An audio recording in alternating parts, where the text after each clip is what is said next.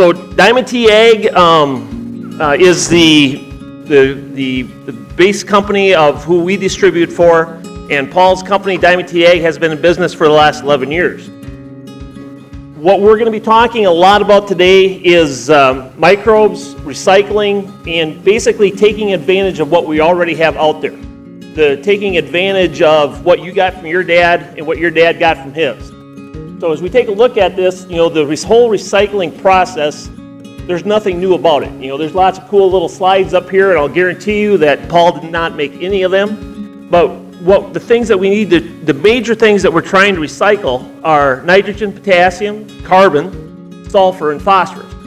So as we go through here today, we're going to talk about different techniques of getting that done.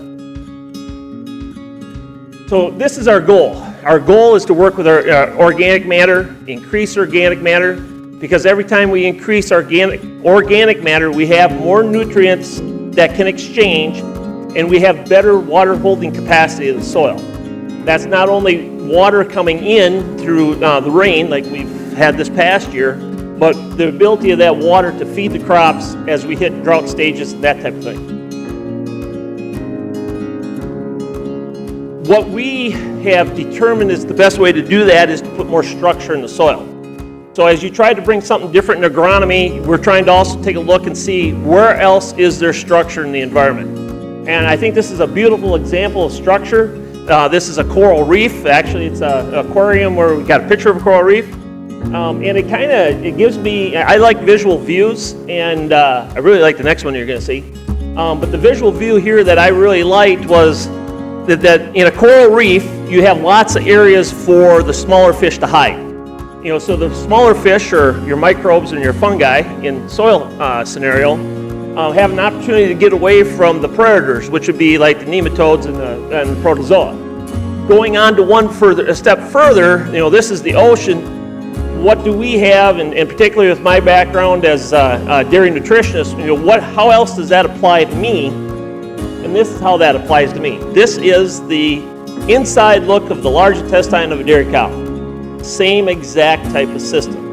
This system here, the soil microbe system, we're working with bugs. We don't actually feed nutrients to a cow, we feed the bugs in the cow. And that's what we're trying to do in agronomy, is that we're trying to feed the bugs in the soil. Through the overuse of synthetic fertilizer, a lot of times what we have done is that we have shut that soil down, so now instead of having a living, breathing structure, we basically have a place that we can put corn in the ground and feed it synthetically. So in that structure, and what do you bring in for structure? And the thing that we chose and what we had found out was to bring in calcium for structure. Now, there's lots of different calciums out there. When you get into this and start pushing these type of products, you have a lot of people that come to you and say, hey, please use our calcium product. And these are examples of two different types of calcium products that were brought to us, and both of these products had the exact same analysis. So they should have worked, one was a lot cheaper than the other one, they should have both worked the same, but when you did a SIM, which is it's a 10,000 K microscope picture, you can see that the structure wasn't there that we wanted. So in the one picture here, it's almost like barn boards sitting on top of one another, so there's no place for those microbes, there's no coral reef for those microbes to go into to survive. And on the other side, you got, most likely, there's no holes in it, nothing for things to get in there. Now, as you take a look at calcium carbonate or ground limestone, it's a little bit better, it's got a little structure, but it's still blocky. So in this process of looking at things, we came across a product called calcite. Now, calcite has more of that, what I like describing it, when I don't have the pictures, is that ground limestone is more like a golf ball that's got dimples on the outside, where the calcite is more like a wiffle ball, where it's got that holes in the areas of that coral reef for the microbes to get in and out. And this particular product, the calcite, is kind of what we have built our system off of. In that calcite, in order to make it, we have to, we put products into the calcite. It's just not a straight calcite product, but everything that we're putting into the calcite also has structure. So this is a rock dust premix that we put in there. This is a humic substance product that we put in there, a dry humic substance product that we put into that calcite.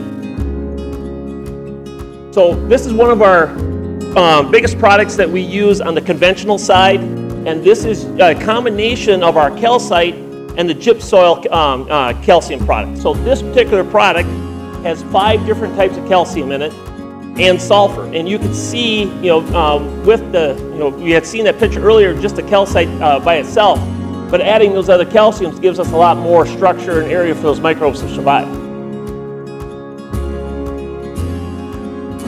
Even on the liquid side, as I get down the line here, and we'll do this more in the break, we're doing a breakout section after, and we'll talk a little bit more specifically about the products later, but this is a liquid product that we have called liquid soil release.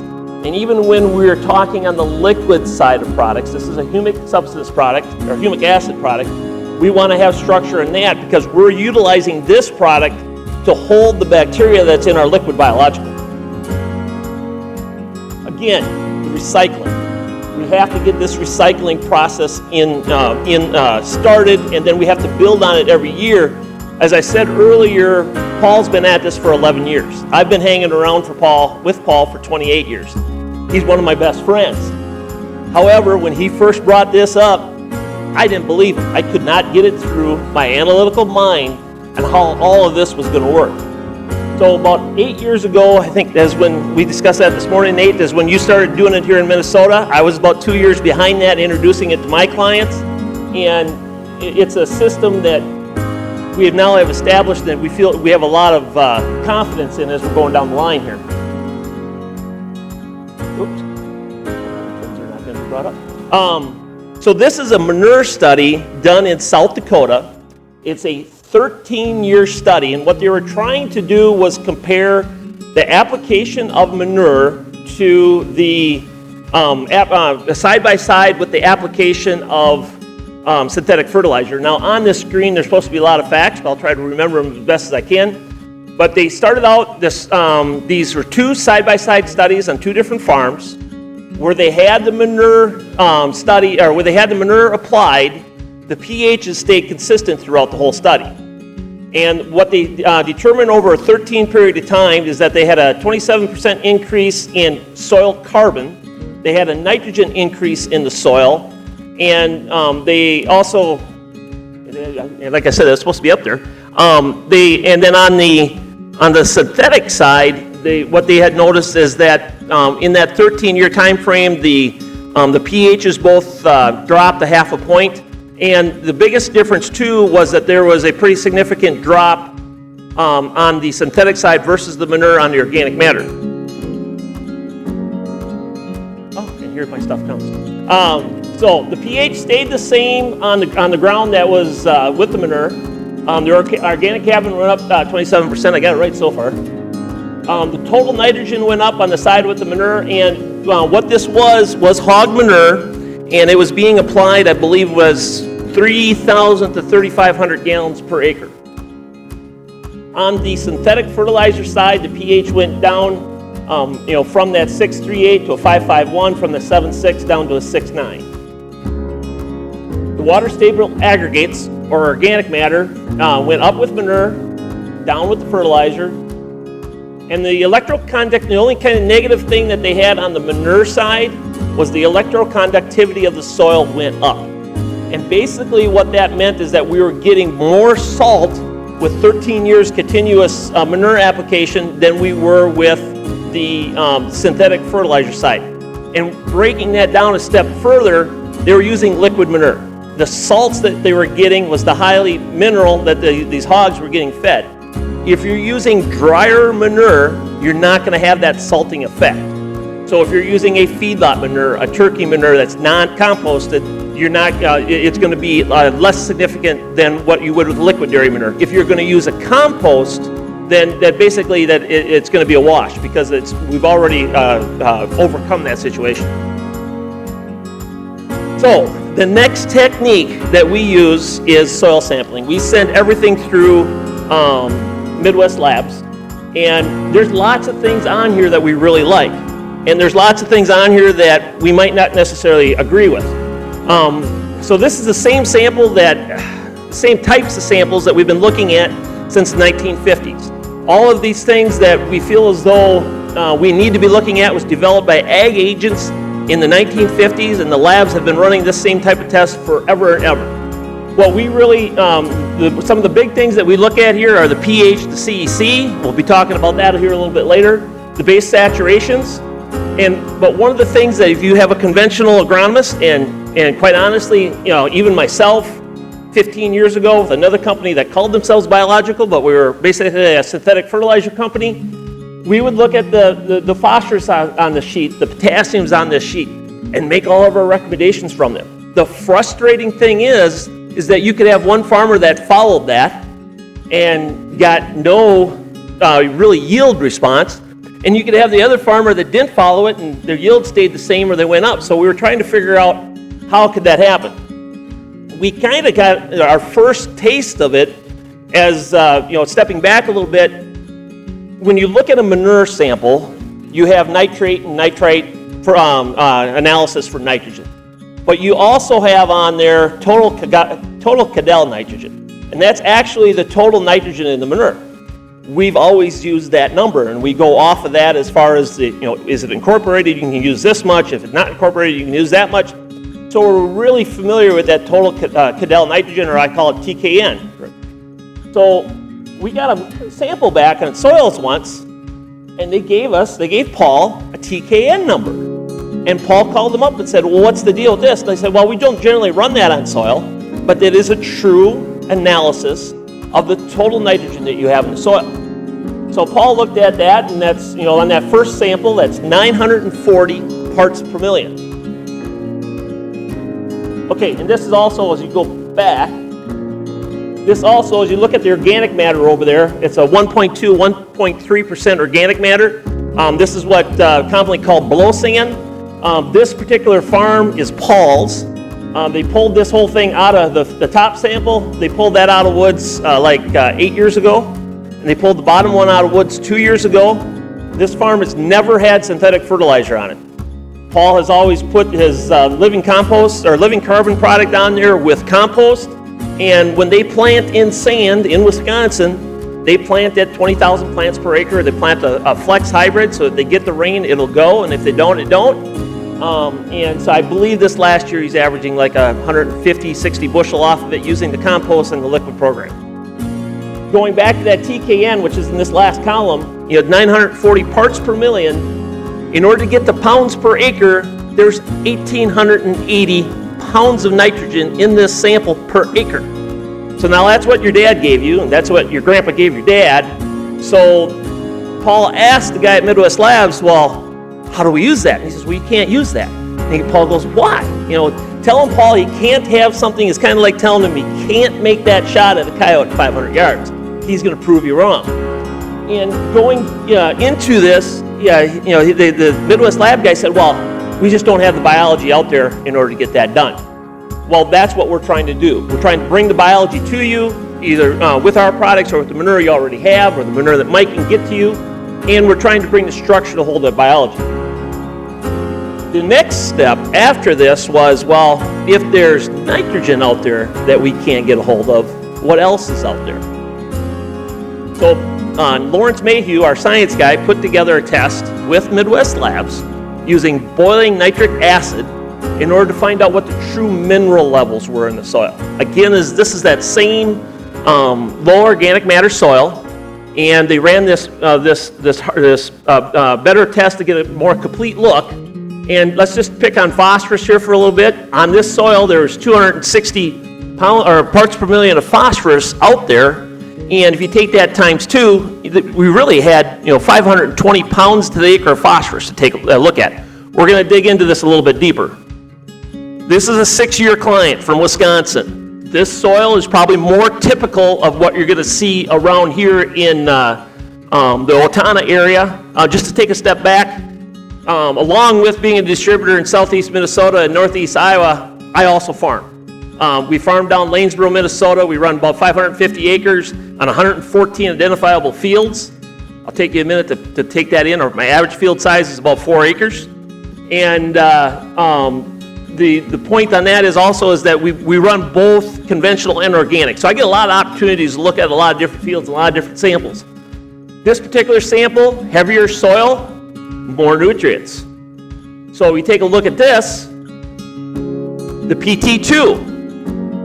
On the nitrogen, we're running 2781. That's going to be about 5,400 pounds of nitrogen available in the top part of that soil. I'm going to take a look at this a little bit more intensely. I don't know how well you can see this. Can you guys see that in the back? Okay, so on that, looking at that first sample, on the light bray test, that is what that front page is telling us. It says that we're going to have 19 parts per million of nitrogen available in that soil. That's what, 10 years ago I would be telling you as a consultant on your farm. That 19 pounds is roughly 19 parts per million is roughly 38 pounds of nitrogen available in that soil. What's really out there is 2781 parts per million, or 5,500 pounds. Now, we're smart enough not to say you can all have that the first year. We need to build into this program. The same thing goes through on the potassium and the phosphorus. On the light bray, on the potassium, it was 74, and it goes up to 688. I think it said phosphorus. On the potassium is 88, going to 814. So that means there's 1,600 pounds of potassium available out there. We just have to unlock it. So just looking at those two farms is kind of cool. For Lawrence, that's not enough, because he wants to get to the point that it can be statistically significant. So as you take a look at this, can you guys see this one in the back? Okay, great. The nitrogen portion of this analysis here was done on 63 different samples. So there was 1,700, this is called 1,800 parts per million on nitrogen, or 3,600 pounds to the acre. On the potassium, phosphorus, and sulfur, it was 276 samples. And that's the numbers that we came up with. Like on the potassium, 970. So there's almost 1 ton of potassium out there per acre. We have to unlock it. And just one more analysis, or one more look at it, on the strong bray, 46 parts per million, 494 on phosphorus. On the potassium, 142, 970. Initially when Paul was telling me about this, I was like, well, that doesn't really matter to me, because I have dairy manure, I have to get rid of it. But it really does make a heck of a difference for those guys that don't have manure, that we can bring in a product like the compost living carbon product that we'll touch on here later and talk more in a small group, is that we can unlock this and we can get a lot of benefit out of this building into year 1, year 2, year 3. So we talked about technique. We talked about technique and structure. We talked about technique and continuing to talking about the technique in testing. One of the big ones that we look at is chloride, and I need to emphasize this one pretty hard. As you look at chloride in the soil, chloride is very water soluble. It wants to follow the flow of water. In order to do that, you need to have a biologically working soil that does not have hard pan. We were finding out areas where we were struggling was also areas that had hard pan, and those areas, when they looked at the soil reports, had high chloride. So Paul asked Lawrence to do some more analysis on that, and we have a very strong correlation between chloride and hard pan, and chloride and things not working right. So if you have high chloride numbers on your soil, and you're not going to address it, we would like to just hold off and wait until you do address it before we start our program, because it's not going to work. Because if you want to farm biologically, you got to act biological. You have to have that hard pan broke. You have to plant to 2 inches. You have to plant in warm soil. Going on to this one step further here, they analyzed 519 samples. They found that 3 to 6 parts per million is most common. So when we're looking at that chloride, basically, I don't know that I have found anything 1 to 6 that has been a problem at all. As far as a hard pan layer, I'm looking at Nate. It would be the one that works with Dave here. 9 to 15, you about guarantee you that we have some type of hard pan. And it could be at 4 inches. It could be at 6. It could be at 17. It's all, you got to go out with a probe and find it. Like I said, this analysis here was put together with 519 samples. this is the only technique that we can find that's going to take care of that hard pan. Even if you're a no-till guy. It's, what we're kind of, I'm not against no-till. I think it's a good system as long as your soil is up and breathing, but going through there once and cracking that hard pan and then keeping an eye on it, you don't have to do this every year. That being said, we got guys in my neck of the woods with a lot of liquid dairy manure, a lot of liquid hog manure that are going out and looking at this real intently every year because, in our area and yours, we've been coming on with these big tanks when it's been way too wet because when you get that 3 days out of 8 that you can go, you got to go. So particularly on my soil too, is that everything that we fall applied manure on, we ran through with subsoiler. Paul would emphasize too is that it doesn't have to be aggressive as far it doesn't have to be as aggressive as far as what it does on top of the ground. We need to get it into the ground. So he is recommending, I got this little pointer here thing. He is recommending on these tips that they only be an 1.25 inches wide. Use your horsepower to get deep. Do not use your horsepower to move soil on top of the ground. Hydrogen is another big one that we've run into, and we have now come up with several pretty solid conclusions on. Our ideal level of hydrogen is 0.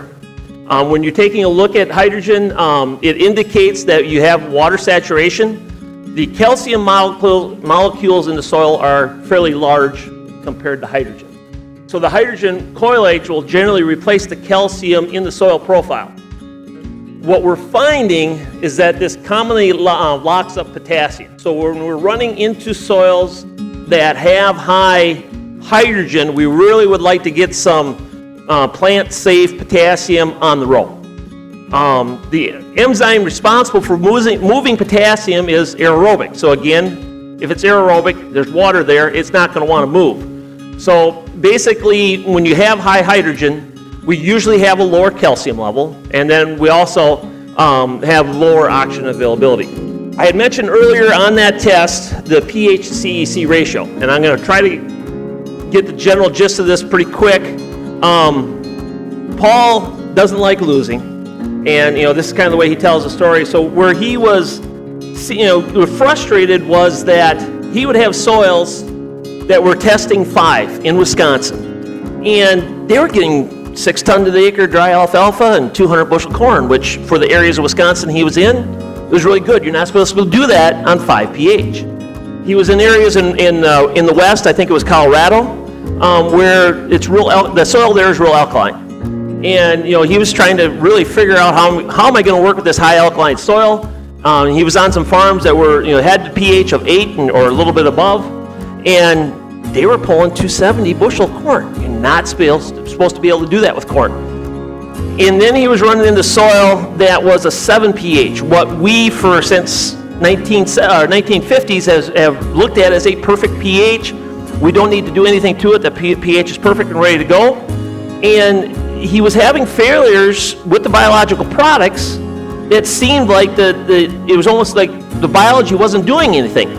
And he started looking at this a little bit more intently. Where he was having his wins was the difference between the pH to the CEC, or the pH to CEC ratio, which is called, was roughly running a 0.5. Where he was having his failures, like on that 7 pH and a 21 CEC, that ratio is a 0.33. So again, Lawrence to the rescue. He put the numbers together. Paul, put his wins together and his losses together.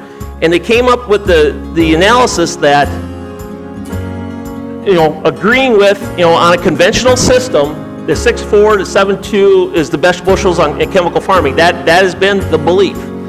But what we have found out is that where we were having our most success is that was in that 0.4 or above range. He has down there 0.4 to 0.52 on the micro pH scale is the best bushels in micro farming. That's the ratio, yes. So you take that, again, like that soil from that 7 pH, 21 CEC would be a 0.33. Oh, I got to use my pointer. That would be down in here, and that we're calling that acidic. So we have to address that. How do we address that? The way we've been doing it is 3 different methods. One is with a dryer type manure product, usually in that 2-ton plus range. And that can be anywhere from a dry feedlot to a turkey, something like that. We're addressing that with 1,000 pounds of ag lime, applied every year for 2 years, and then test again and see where we're at.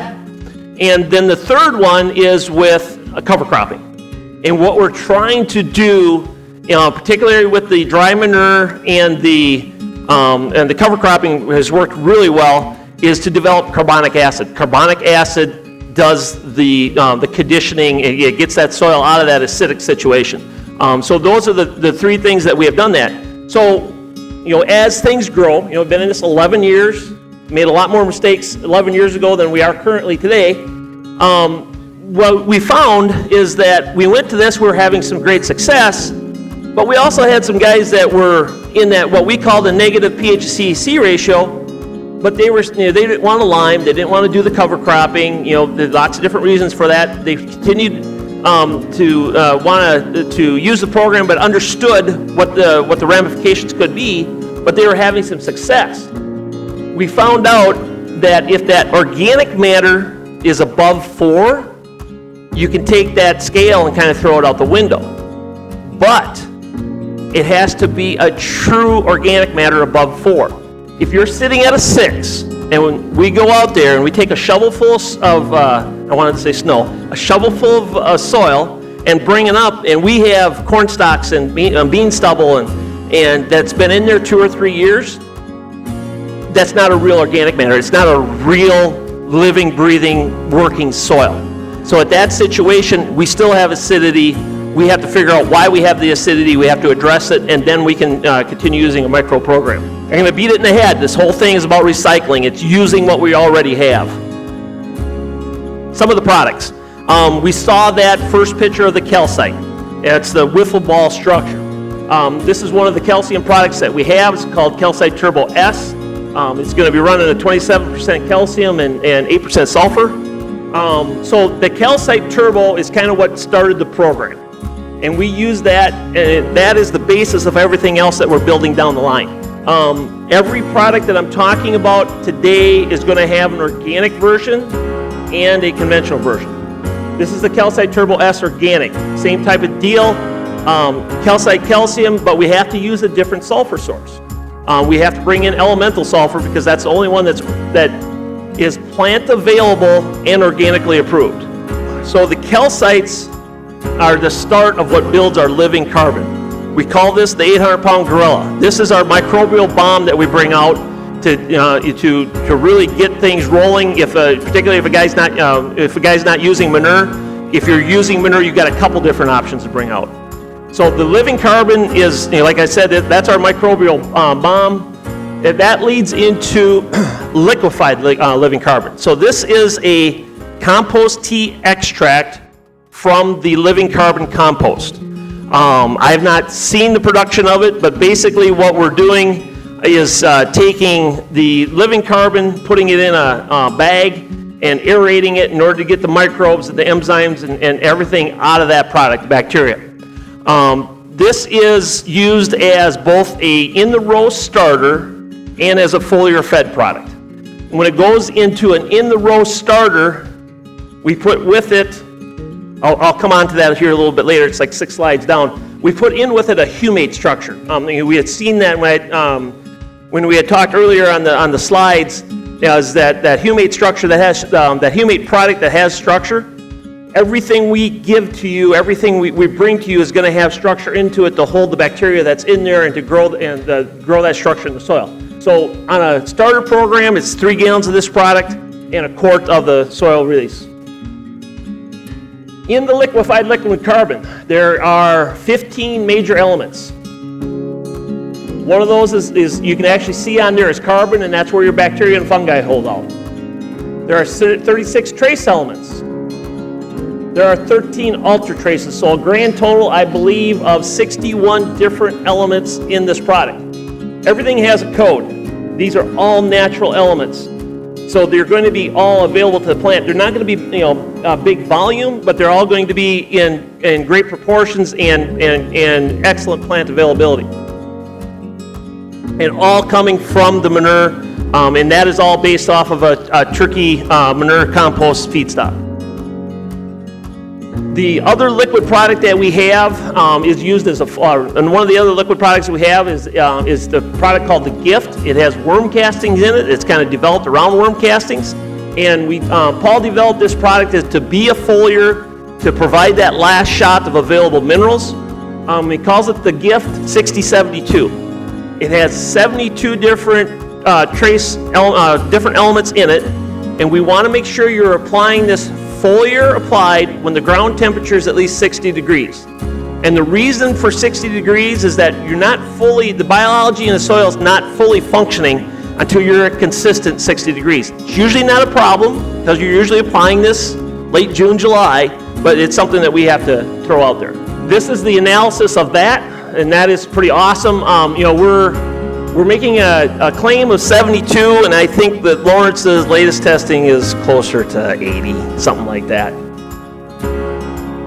Here's the soil release, the humic acid structure that we put in with the liquids. Other than we go in the liquids that are going in the ground, we don't feel as though we need that humic acid structure to go in when we're doing a foliar. Cover cropping. This is about as simple as cover cropping as you can get. It is just winter rye into a cornfield. We really like that. There's a lot of talk out there about mycorrhizae fungi, and it's a real story. It communicates. But it only lives on a root structure. So the longer in the year that we can get a root structure in that field, the more population that we're going to have there to take over to do that communicating for us. A lot of people will claim that cover cropping will take care of all of your subsoil compaction, and it won't. You end up with things like this. You end up with things like that, where these are some big bad boys, and they went down to wherever the subsoil compaction was, and they took a left and took a right. So the only real, yes, this added a lot of biomass, it added a lot of food for mycorrhizae, and not mycorrhizae, but the microbes in the soil. But really, when it got to that compaction level, it said, no, thank you. That's why when we're out there looking at things, we want to take a penetrometer with us so that we can tell where our compaction levels are and how we're going to address them. Now, if we're out there if we soil sampled 2 years ago, it didn't look like we had high chloride levels. We had torrential rains like we had the last couple years. And we see in June that, we got a compaction level of 10 inches. Well, then we need to make sure at that point in time we're addressing that with some type of synthetic fertilizer side dress. Because we didn't address the hard pan, we earned the right to feed that crop more synthetic. So this is some soil in, Nebraska, something like that. Paul went out to help this gentleman, and he took he always has a shovel in his hand, took that out and took a scoop of it out, and you can see that plating in there. 9 times out of 10, what that plating tells us is that it's a pretty high magnesium type soil. And that plating is just, there's really not a whole lot going through there.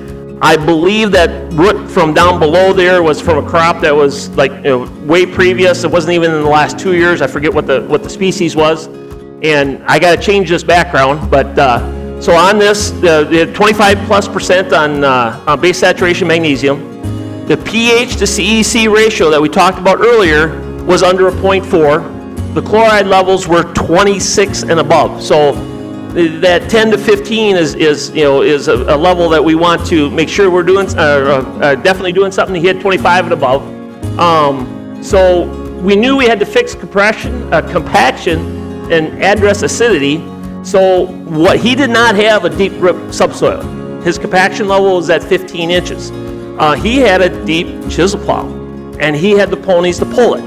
And he went out there and hit that field with this.